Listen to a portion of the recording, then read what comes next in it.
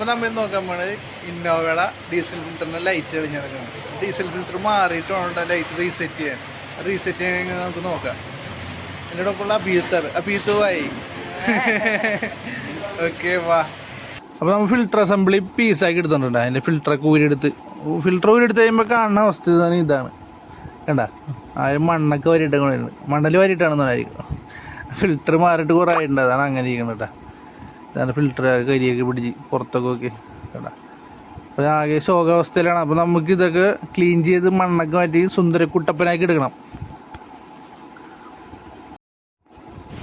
അപ്പോൾ നമ്മൾ full clean ചെയ്തിട്ടുണ്ട്. ക്ലീൻ ചെയ്ത് സെറ്റപ്പാക്കി എടുത്തു. ഇതിൻ്റെ ഉള്ളിൽ നോക്കി നേരത്തെ കണ്ട അവസ്ഥ ഇപ്പോഴത്തെ അവസ്ഥ നോക്കി ഇങ്ങനെ തന്നെയാണ് തന്നെ കേട്ടോ. ഉള്ളിലെ ഫുള്ള് ക്ലീൻ ചെയ്തിട്ടുണ്ട്. പുതിയ ഫിൽറ്റർ ഇടാം. ഇതാണ് പുതിയ ഫിൽറ്റർ. നേരത്തെ കണ്ട ഫിൽറ്ററിൻ്റെ കളറിൻ്റെ കളറും കണ്ട നല്ല സുന്ദരനല്ലേ.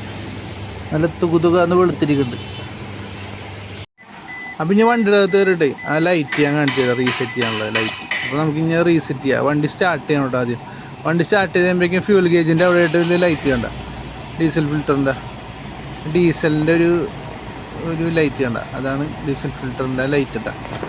റീസെറ്റ് ചെയ്യണമെങ്കിൽ ആ ഡീസൽ ഫിൽറ്റർ ആദ്യം ചേഞ്ച് ചെയ്യണം കേട്ടോ. അപ്പോൾ 20,000 കിലോമീറ്ററിലാണ് ഡീസൽ ഫിൽറ്റർ ചേഞ്ച് ചെയ്യേണ്ടത്. അപ്പോൾ ആദ്യം എല്ലാവരും ഓർത്ത് വെക്കുക 20,000 കിലോമീറ്റർ കേട്ടോ. നമുക്ക് ഇനി സ്റ്റാർട്ട് ചെയ്തിട്ട് ഓഫ് ചെയ്തിട്ട് ആ റീസെറ്റ് ചെയ്യണ പരിപാടിയിലേക്ക് നമുക്ക് പോവാം. നമുക്ക് ആ വണ്ടി പുറത്തിറങ്ങിയിട്ട് വണ്ടി ഓഫ് ചെയ്തിട്ട് പുറത്തിറങ്ങിയിട്ട് ഫ്രണ്ടിലേക്ക് പോവാം. ഫ്രണ്ടിൽ നമുക്ക് ഡീസൽ ഫിൽറ്ററിൻ്റെ അവിടെ കേട്ടോ.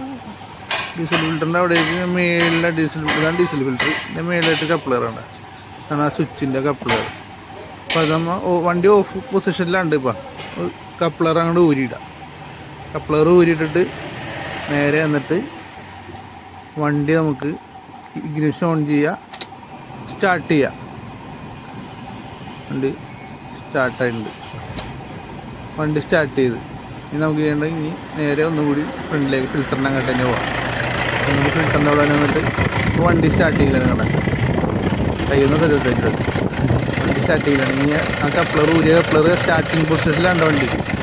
സ്റ്റാർട്ടിങ് പൊസിഷനിൽ തന്നെ ആ കപ്ലർ ഒന്നുകൊണ്ട് കൊടുക്കുക.